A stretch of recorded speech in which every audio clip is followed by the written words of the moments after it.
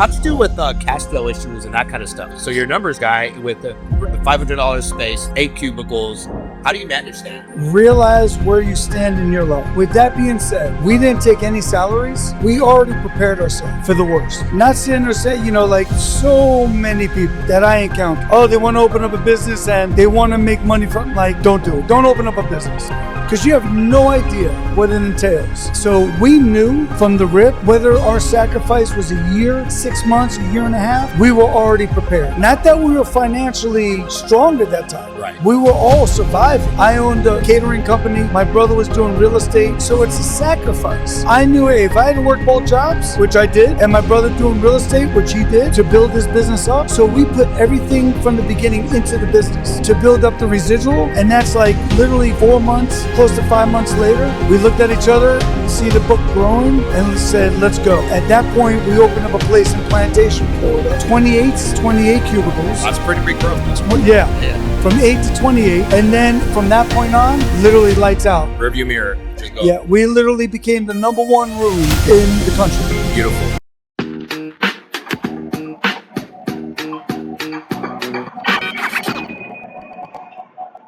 This episode of Pain Points is brought to you by Ringba. If your business relies on phone calls, you need to be working with them. Their technology will help you get the most money out of your marketing campaigns. Their call exchange, Ringba X, can deliver inbounds on demand to help grow your customer base. Now, I want to be transparent.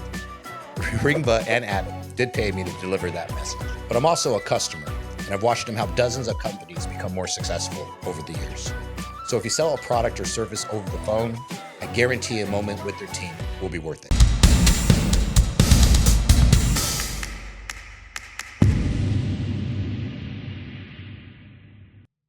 Are you stuck in that $3 to $10 million year-over-year revenue? Roofs in a Box is your all-in-one growth partner for modern construction companies. They combine AI, virtual staffing, and CRM solutions to help streamline operations. Replace your high fixed overhead with cost-effective systems and support.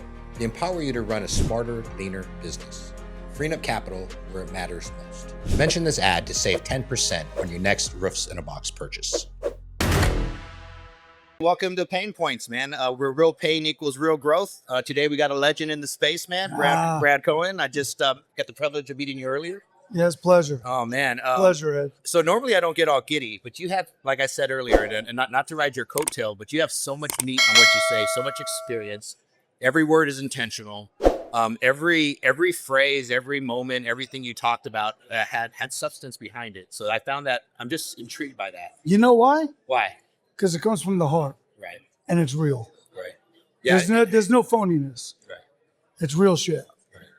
Right. So I want to talk about so with Pain Points, what part of the identification is helping entrepreneurs, and kind of what I said to you earlier is I kind of ran out of mentorship as I continue to progress in the space. Right. When I made my first million, I didn't have a lot of people that were the millionaires, and then I got into a certain category. And as I kept growing and evolving, I just ran out of people that I can go to kind of tell me the real deal about what it means to grow and scale a business. And so we'll talk about this a little bit later, but sure. I kind of want to talk about your evolution, like where you started, first couple of years, not being able to rub two nickels together. Talk about how you got started in the space 30 years ago. Great. So we learned about the health insurance space, again, about close to 30 years. My dad's a belly-to-belly licensed agent.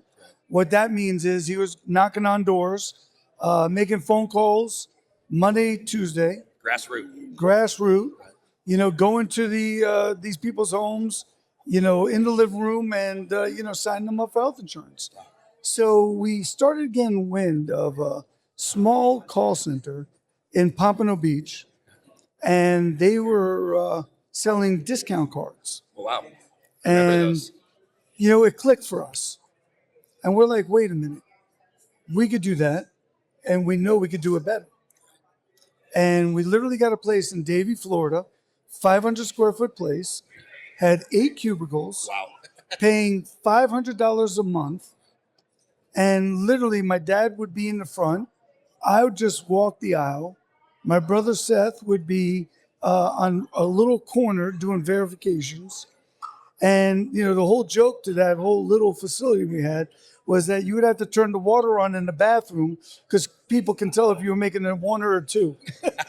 So it's a small space. So This is a grounded pound, like 1 at a time manual dial kind of. we would get paper leads faxed in. Okay. So I would walk the aisles, and distribute, leads to the 8 guys, women.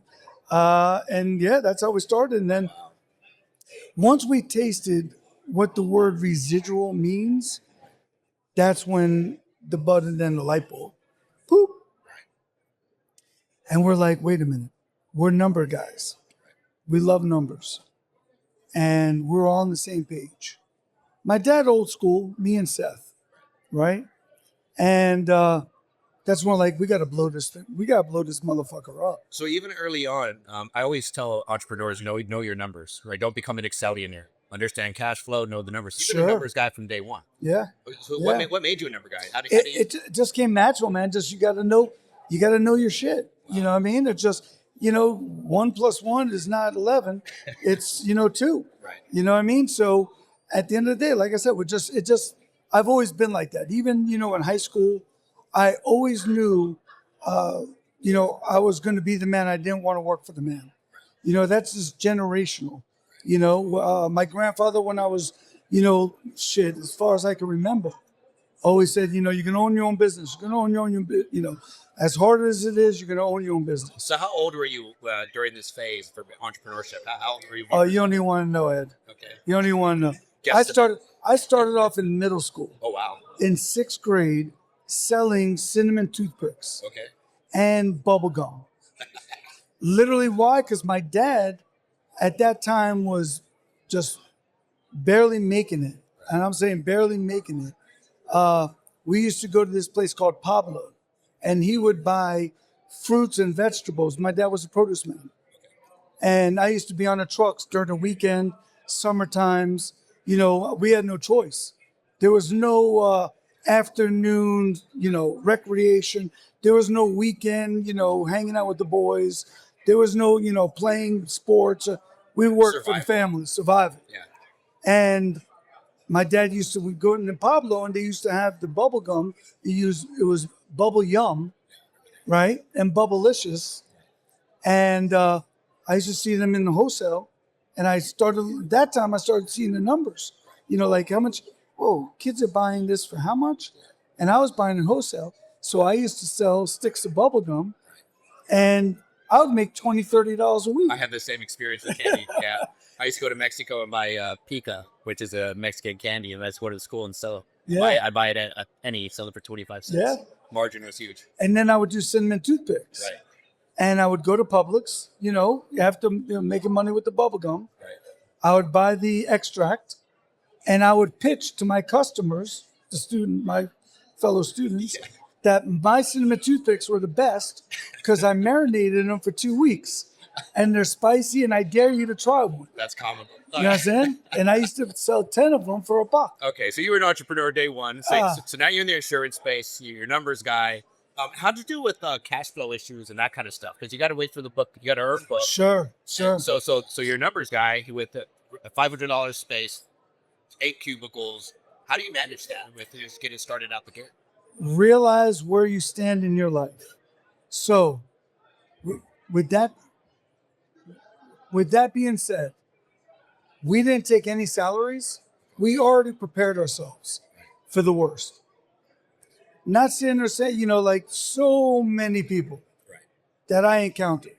Oh, they want to open up a business and they want to make money from, don't do it. Don't open up a business because you have no idea what it entails. So we knew from the rip, whether our sacrifice was a year, 6 months, a year and a half, we were already prepared. Not that we were financially strong at that time. Right. We were all surviving. You understand? I owned a catering company. My brother was doing real estate. So it's a sacrifice.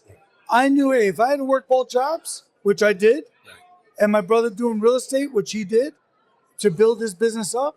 So we put everything from the beginning into the business. Right, 100%. To build up the residual. And that's like literally 4 months, close to 5 months later, we looked at each other and see the book growing.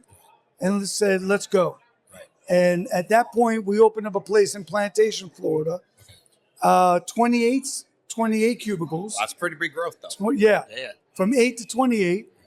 And then from that point on, literally lights out. Rearview mirror. Just go. Yeah. We literally became the number one room in the country. Beautiful. Yeah. I always have this philosophy in any business. I say I have 3 months product reserve before I pay myself, meaning that my vendors, my staff, salaries, whatever it everything is, else, that before I do any kind of splits, any kind of payout, yeah, I run a business. It's on my personal checking account. correct. Right. And people just, I mean, I get blown away by, when people's mindset and they want to open up a business, and I'm like, all right, how much you got?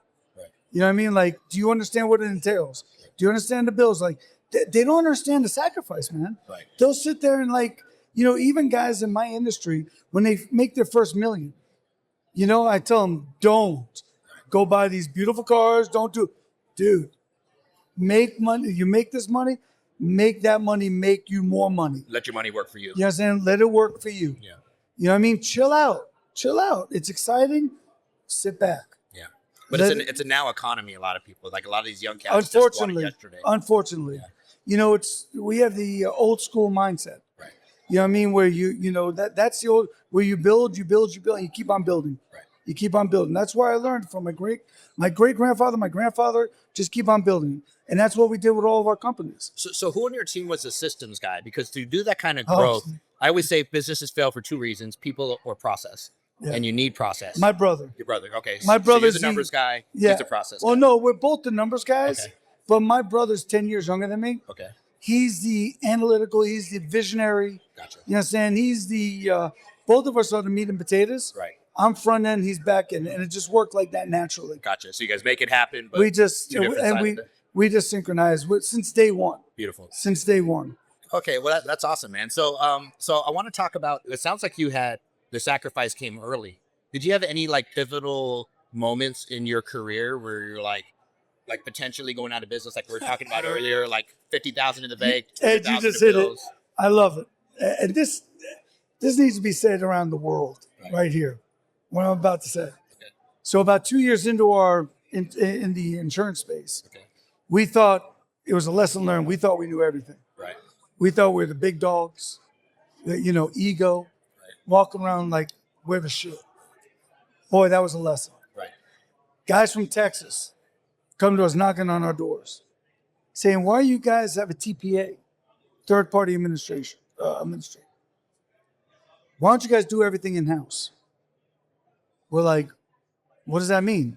Well, you'll make much more money. Right. So we talked about it. Long story short, these guys from Texas come in, we said, let's do it. Let's put everything in the circle. Right. We got this licked. Right. Let's complete the whole circle. No one's better than us. Right. Well, that was the biggest Ponzi scheme. Yeah. Thank God we were a little bit smart enough to not give them the whole book and turn it over to them. Right. And we gave them about 70% of our book. Right. Oh, wow. We had our own merchant account. That's rich. The whole nine. Because they were kind of like our liaison. Not to get into it all, but long story short, we started selling our own products through them.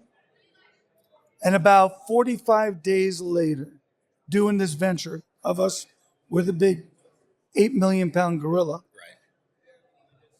Next thing you know, my general manager at the time, well, he's still my general manager to this day, comes and says, hey, Brad, people are calling up saying that they're not receiving their insurance cards. And I'm like, so from that point, we just started to investigate. Right. Come to find out, we investigated enough to where this was a Ponzi scheme. Like somebody took the wool and right over our heads. Right. And thank God we stopped it in time. But that bankrupt our company. Wow. We were in debt and literally we lost everything. Wow. To where my brother's in the bathroom throwing up and I'm just like, eat your lunch, man. And again, to get to my younger brother, he's 10 years younger than me. So he's young at that point. Shit, in his 20s. And I'm like, Seth, this is where God comes in. And I said, Seth, God will never fail us. We always do the right thing. And we wound up, not any of our guys, at that time we had 3 people underneath us. We had all of our employees. Not one person skipped a beat.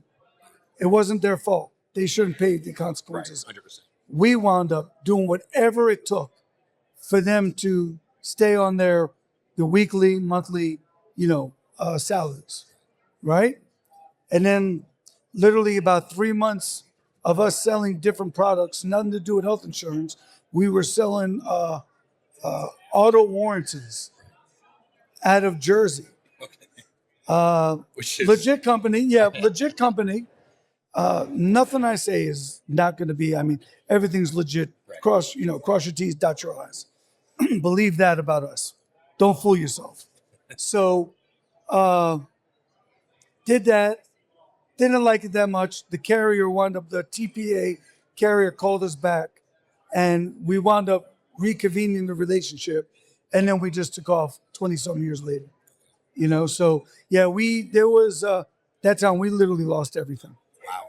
So Everything. So is this one of those things that you just kept everything close to the vest afterwards, or did you just form? Because for me, I've got my button end is those ways too, and so now everything I do, I always say if I haven't done something in 6 months, it's R&D. Even if I've done it before, whether it's call centers, whether it's even if I've experience, it's an R&D initiative.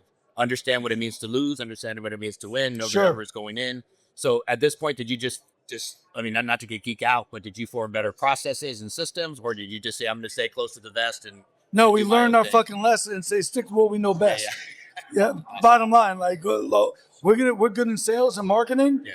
Let the guys do that side. We're gonna do our side that we're good at. Did you ever deviate and chase other shinies like a lot of entrepreneurs, or you just stay true to the game in insurance and just kind of just blow this thing up? Stayed so true to it. We could have been in so many different sectors. We get approached all the time to this day, and we're just like, no, thank you. You know what I mean? Perfect what you know. And just do the best. Just do the best you can. The knowledge, and just keep on perfecting. Yeah, stay in your lane.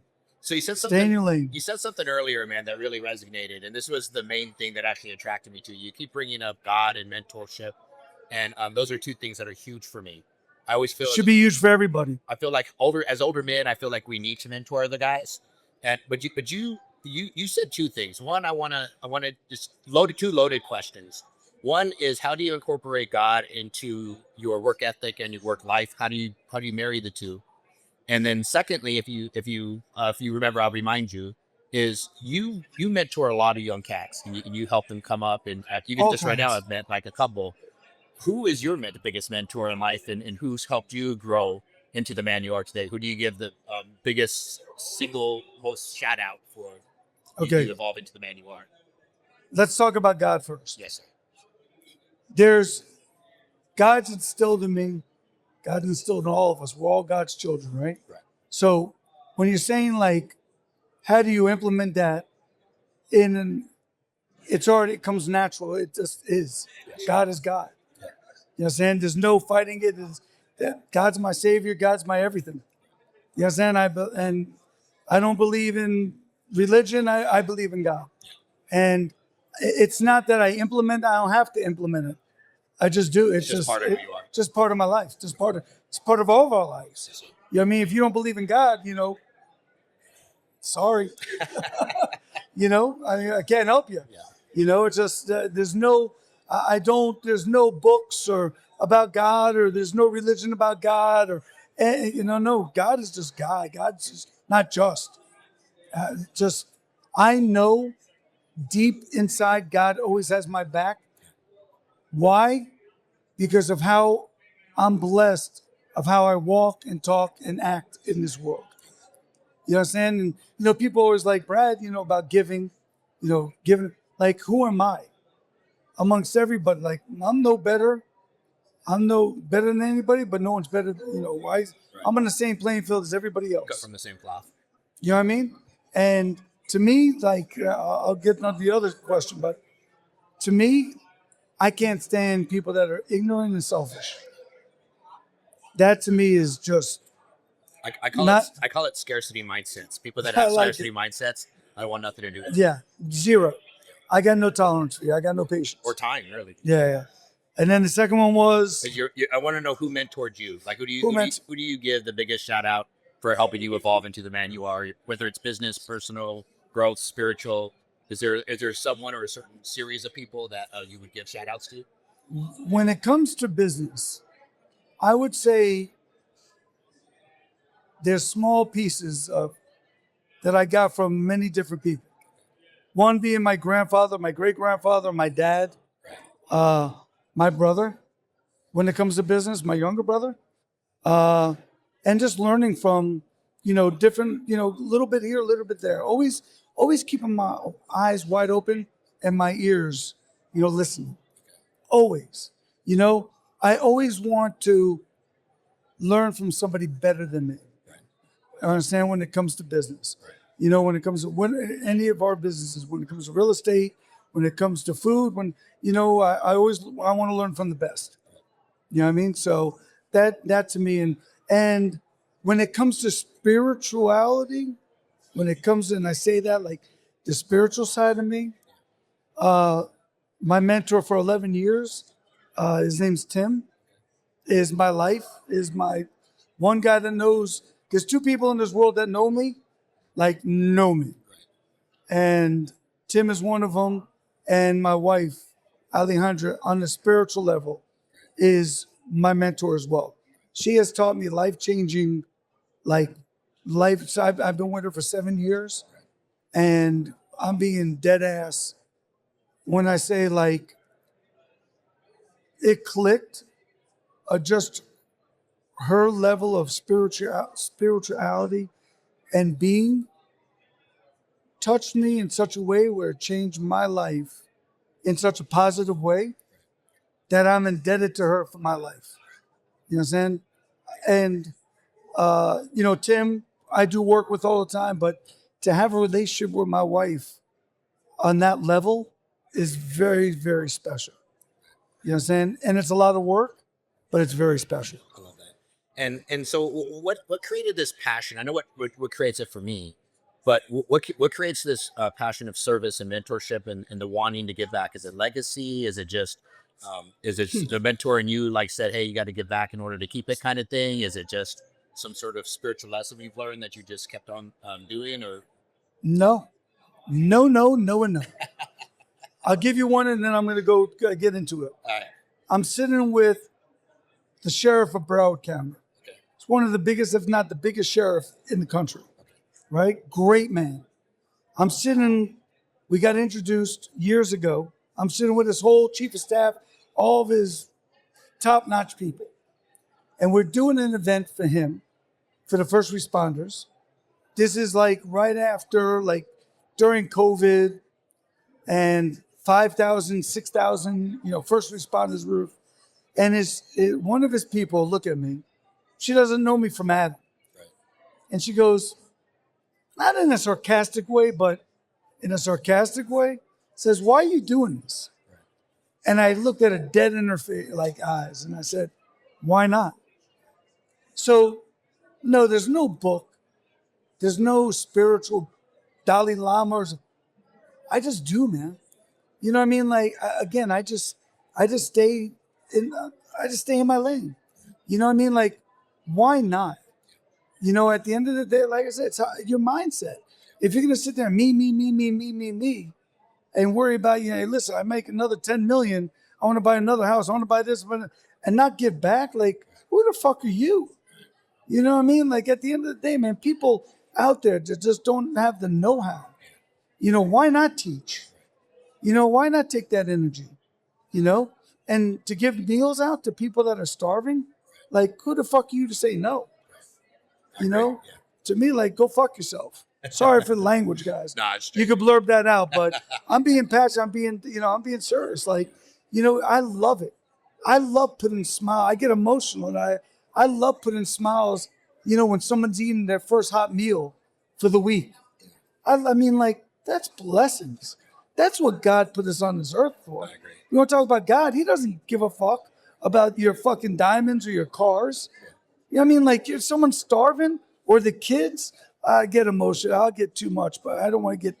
But yeah, man, like that's what life's all about. Yeah. So speaking of young cats and mentorship and people that I don't have, so imagine I'm a new guy coming into whatever space, business in general, Medicare, U65, doesn't matter. What advice would you give me just coming into this space? Like if you were giving me some pearl, you gave a lot of pearls already.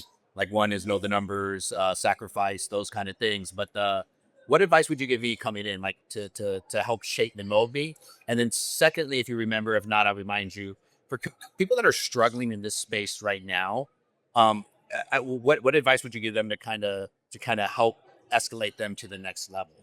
So I think it's a 2-4 question, both loaded. Gotcha. I would first say, you want to get into this space. It's a lot of hard work. Learn, know what your competitor, know the product, know the products. You better be an expert, right? Don't try to screw anybody. It's not easy money in any business, right? First, become an expert. I would tell them, hey, listen, go to the successful organizations, learn from them. Go to another one, learn from them. Go to another one, learn from them. And then, like I said, financially, if you're in the right, space and you got financially, you're comfortable, understand that, no, you're not going to make money right off the rip. You got to bust your ass 24/7. You know what I mean? Yeah. Bottom line, you got to work your ass off. You got to work harder than the next person. You know what I mean? You better know sales and you better know how to handle people. And yeah, there's going to be a lot more no's than yeses, you know? And the second one was, Second one is people like let's just say most of my audience is in construction and whatnot, but I do have a lot of lead gen and insurance as well. But let's talk about, since we're at this conference right now and Medicare and insurance, like somebody's in this space right now and struggle. strong, thank you. Okay. Yeah. Because me personally, I got out of Medicare because I did an hazard I'm a real conservative analyst, and my performa was off by like 40%. And it took me like 2 years to outpace the avalanche that was coming behind me, right? And I thank God I had deep pockets, but it still wasn't what I was expecting. Sure. And but a lot of people don't understand cash flow, cash burn, and those kind of lessons. So I know a lot of people in this space, and I've been saying this a lot over the last year. Some people are killing it, but most are twice the work, half the pay. Margins are getting crunched, back end's getting crunched, labor's going up. So these people that are in this space now, what advice would you give them that are either struggling with those kind of things, like to either grow or scale, or how to navigate this space? First, know what you're getting yourself into. Right. You understand? So if it's Medicare, I don't care, U65, ACA, understand the business and the model. You know what I mean? So again, I always do it like you got bucket lists. You got goals.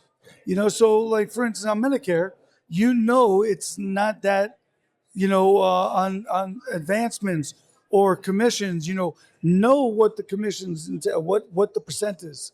You know what I mean? Understand, like I said, that's why I said go to different organizations, work there, and set the tone. And do numbers in your, just it's a numbers game. So hey, listen, you got to write 20 deals a week to make X amount, right? Some are going to cancel, some are not. X amount of deals gets you this much commission, and the scale from there. If you want to, again, it depends on what your goals are and what your ambition is, So you should know everything before you get into it, And to me, that's what the difference is. Because when we first started, there wasn't hours. Right. If we had to work 18 hours a day, 7 days a week, we did it. Whatever you had to do. You follow me? So it's like, that's what makes it different. You get into the business for what? What'd you learn from? Where are you at? Do you want to make 100,000 a year, or you want to make 10 million a year? You know what I mean? So it's a numbers game, and you got to scale it according to the, different products that you're selling. Does that make sense? You understand what I'm saying? I get you 100%. Yeah. But I guess I love it hearing from someone else that has the same belief system. Sure. Because it's one thing for me to preach from the hilltop, but I just love it for someone else who's done it and paved the way. So. Yeah, 100%. It's like all these guys, again, man, I hear it day in and day out. I've been hearing it for 30 years, So, and it's funny, everybody's like, hey, how do you guys do it? And I'm like, do what? Like, what are you talking about? But on this side, I don't want to speak anything negative But these days it is extremely hard. I could tell you from being one of the pioneers, if not the pioneer, of the call center model, right? It is extremely hard now because the lead vendors are raising their prices up to where their CPA is not attainable. You know what I mean? They're making a fortune as a lead vendor, and it makes it hard for any of these guys that are selling the products and marketing the products, for their CPA to be even reasonable for them to make money. It is difficult because there's so many people out there that are just doing it wrong these days. It's a shame. It is. It's a It shame. kills it for everyone else. It does. It really does. I mean, I see it firsthand where I see guys that don't even belong in the ozone and they're making fortunes. And, we just sit back and just wave our hands up and like, it's unbelievable. Well, It is hard. Well, brother, I appreciate the time. I'm humbled to be here, man. Pleasure, Really man. am. Thank you for having me. Love breaking bread. Hopefully this relationship continues. Man. Absolutely. But thanks for being on. Brother. Absolutely. Appreciate you. My pleasure. Once again, Brad Cohen, guys. Thank you. Let's go.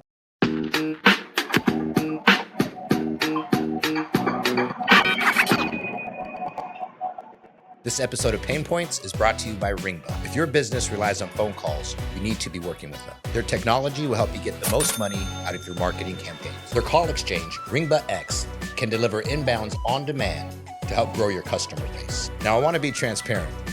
Ringba and Adam did pay me to deliver that message, but I'm also a customer, and I've watched them help dozens of companies become more successful over the years. So if you sell a product or service over the phone, I guarantee a moment with their team will be worth it.